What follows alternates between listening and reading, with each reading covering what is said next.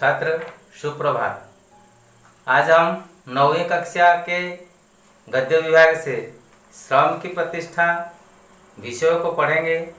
ये विषय का लेखक आचार्य विनोबा भावे। आचार्य विनोबा भावे का पूरा नाम विनायक राव भावे हैं।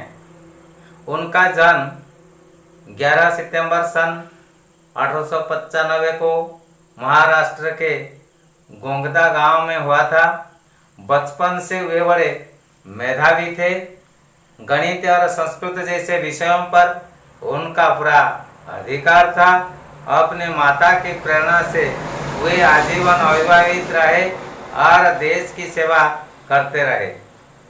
तो आचार्य विनोबा भावे महात्मा गांधी के आदर्श से प्रभावित हुए थे। तो अतः उन्होंने सत्य, सेवा, अहिंसा के रास्ते पर अपनाकर बापू को आदर्शों तथा सिद्धांतों को आगे बढ़ाया। सर्वोदय को साकार करना उनका स्वप्न था। तो ठीक है, आगे देखेंगे।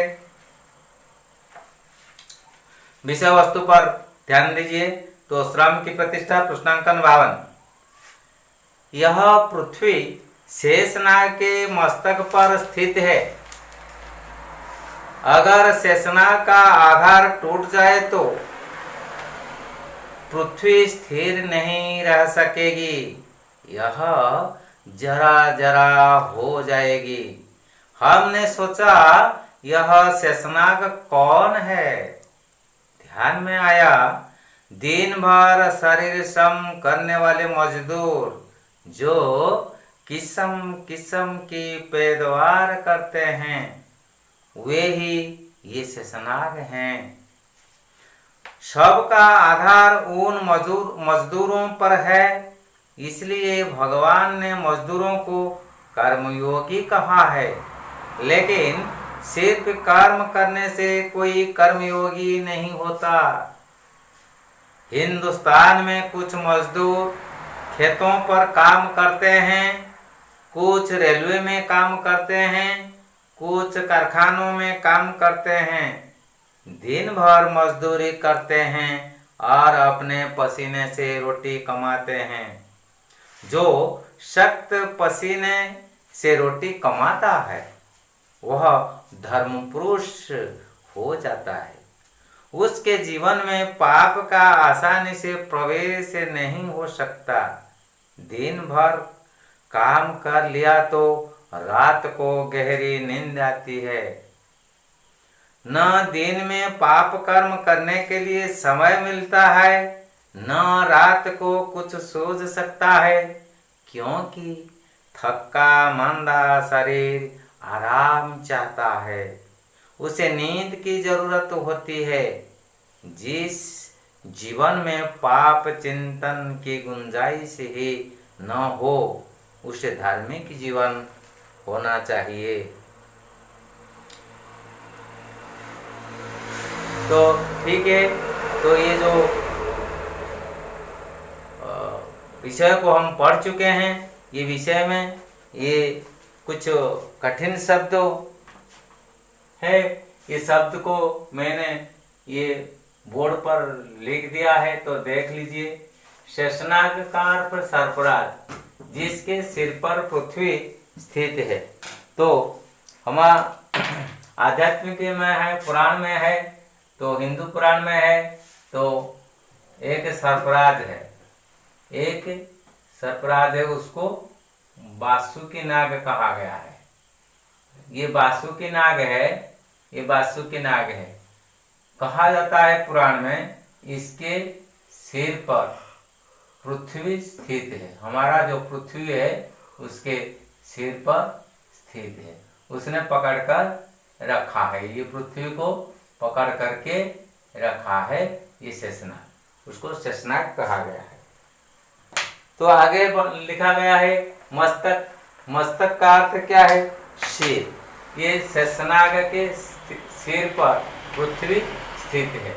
आधार, आधार का अर्थ खाद्य, जरा का अर्थ टुकड़ा, पैदावार, उपज, फसल, शख्स, आदमी, व्यक्ति, इंसान। गुंजाइश का अर्थ स्थान, सामर्थ्य। व्यसन का अर्थ बुरी आदत। फाजिल, आवश्यक से अधिक जो है उसको फाजिल कहा गया है। शैतान का अर्थ दुष्ट है, बुरा व्यक्ति जो है, शरारती जो है, भूत जो है उसको शैतान कहते हैं, भूत। और उसको शरारती भी कहा जाता है,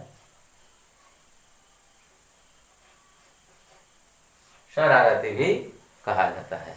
तो ठीक है, आगे हम पढ़ेंगे और इसका भावार्थ क्या है उसको ध्यान से देख लीजिए। यह पृथ्वी शेषनाग के मस्तक पर स्थित है।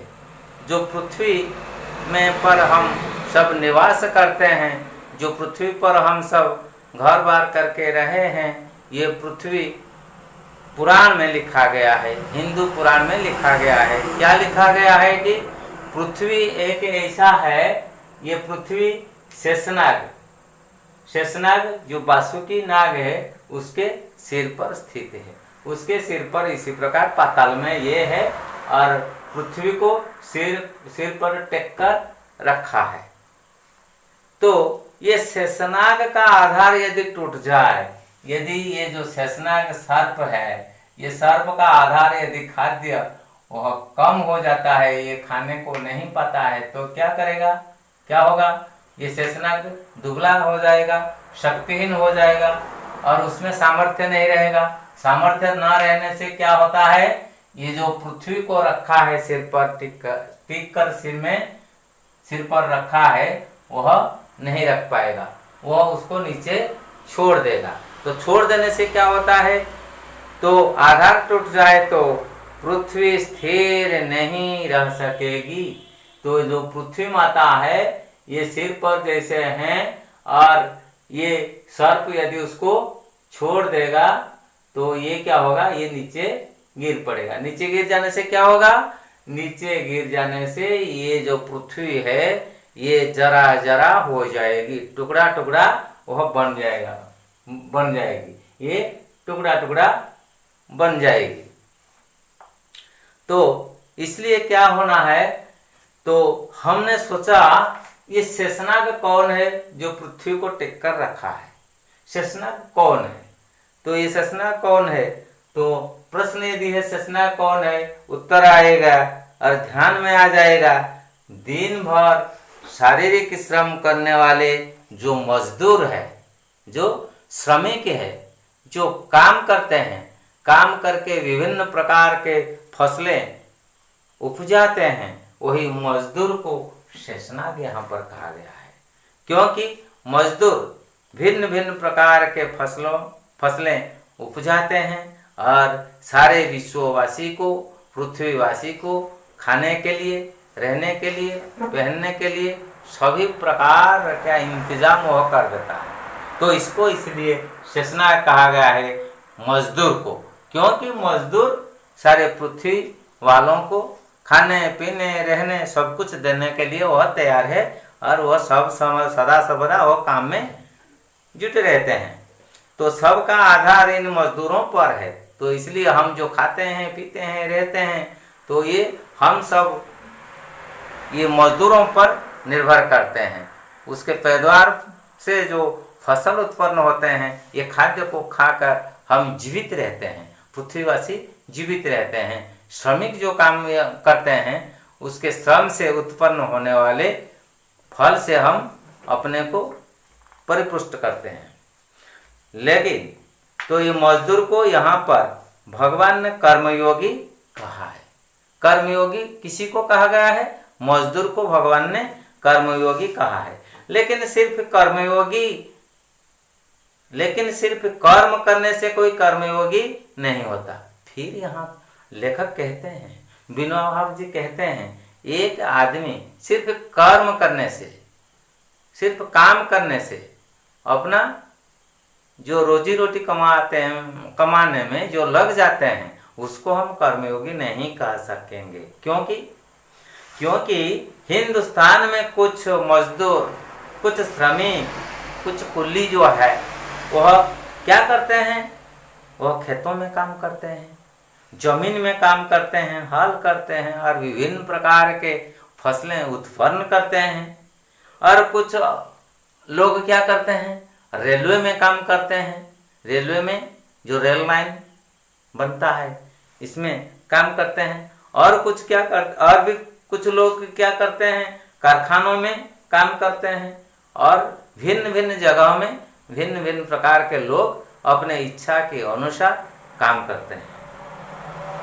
तो इसलिए दिन भर मजदूर करते हैं, ये लोग दिन भर मजदूरी करते हैं, दिन भर मजदूरी करते हैं, काम करते हैं। ये श्रमिक है तो दिन भर वह काम करते हैं और अपने पसीने से, अपने शरीर से पसीना निकालकर कठिन परिश्रम करके श्रम के फलस्वरूप जो उसको मिलता है उसमें अपनी रोजी रोटी वह चलाते हैं, अपने पसीने से वह रोटी कमाते हैं, खाने का चीज को वह उत्पन्न करते हैं। जो सख्त का अर्थ यहाँ है व्यक्ति, इंसान कहते हैं, जो आदमी उसको सख्त कहते हैं। जो सख्त पसीने से रोटी कमाता है, कठिन मेहनत करके, कठिन परिश्रम करके रोटी कमाते हैं, रोजगार करते हैं, तो ये लोगों को वह धर्म पुरुष यहाँ पर कहा गया है। वह लोग धर्म पुरुष हो जाता है, वह लोग एक अच्छा आदमी बन जाता है। लेखक ये कहते हैं उसके जीवन में पाप का आसानी से प्रवेश नहीं हो सकता। ये जो लोग हैं कठिन मेहनत करके, परिश्रम करके रोजी रोटी कमाते हैं, उसको धर्म पुरुष कहते हैं। और उसके जीवन में पाप कर्म करने के लिए उसके मन में आसानी से प्रवेश नहीं हो सकता। उसके दिल में, उसके मन में पाप प्रवेश नहीं कर सकता है। क्यों? दिन भर काम कर लिया तो वह दिन भर कठिन मेहनत करता है, परिश्रम करता है, रोजगार करने के लिए वह बहुत कष्ट सहन उसको करना पड़ता है। तो इसलिए वह क्या होता है, जब रात को घर को लौट आता है, काम से दिन भर काम करके रात को घर लौट आता है, तो इस समय क्या होता है, उसको गहरी नींद आ जाती है। खाने पीने के बाद और रात में गहरी नींद से सो जाता है, क्योंकि कष्ट होता है। कष्ट होने के कारण शरीर आराम चाहता है, शरीर अवश्य हो जाता है। हम अवश्य हो जाने के बाद सो जाते हैं गहरी नींद से, तो इसी प्रकार वह गहरी नींद से सो जाता है। तो इसलिए क्या होता है, वह चिंतन करने के लिए, पाप कर्म चिंतन करने के लिए रात को भी उसको मौका नहीं मिलता है। दिन में पाप करने के लिए समय नहीं मिलता है, ना दिन में पाप कर्म करने के लिए समय उसको मिलता है, और रात में सो जाता है, दिन में काम में लग जाता है। काम में लग जाने के समय पाप कर्म करने के लिए उसका मन उसकी ओर नहीं जाता है। लेकिन रात को क्या होता है, दिन में जो कठिन मेहनत करता है, परिश्रम करता है, परिश्रम मेहनत के कारण वह अवश्य हो जाता है रात में। रात को अवश्य हो जाने के बाद वह रात को गहरी नींद से सो जाता है। तो इसलिए क्योंकि थक्का मांदा शरीर तो सदा आराम चाहता है ना, तो इसी के कारण वह सो जाता है। उसे नींद की जरूरत रात को होती है और रात के समय वह गहरी नींद से सो जाता है। तो ऐसे स्थिति में जिसके जीवन में इसी प्रकार सख्त, इसी प्रकार आदमी जो मजदूर है, जो हमेशा काम करता है, काम में मन लगाता है, उसके हृदय में, उसके मन में पाप कर्म करने के लिए, पाप का चिंतन करने के लिए स्थान नहीं है, उसको समय नहीं मिलता है। तो इसलिए उसे धार्मिक जीवन हो जाता है, उसका जीवन धर्म प्राण हो जाता है, धार्मिक हो जाता है। तो ठीक है, आज इतना ही है। और आगे उसके जो शब्द है, ये शब्द व्याकरण में उसको क्या कहते हैं, व्याकरण में उसको क्या कहते हैं, तो इसी के बारे में विस्तृत रूप से हम ये सारणी में देखेंगे। तो श्रम की प्रतिष्ठा विषय में कुछ कठिन शब्द है, जिसको हम ये बोर्ड पर लिखा है और कुछ बाकी रह गया है, उसको विस्तृत रूप से उसका रूप क्या है व्याकरण में, उसको देख लीजिए। तो शेषनाग, शेषनाग का अर्थ देखो लिखा गया है सर्पराज, जिसके सिर पर पृथ्वी स्थित है, ये संज्ञा पुल्लिंग शब्द है। मस्तक, मस्तक का अर्थ क्या है, सिर, मस्तक, माथा, माथा, कपाल, तो पुल्लिंग संज्ञा शब्द है। आधा का अर्थ खाद्य, ये संज्ञा पुल्लिंग शब्द है। जरा, जरा, टुकड़ा, टुकड़ा, ये संज्ञा पुल्लिंग है। मजदूर, श्रमिक, कुली, मुठिया, ये संज्ञा पुल्लिंग शब्द है।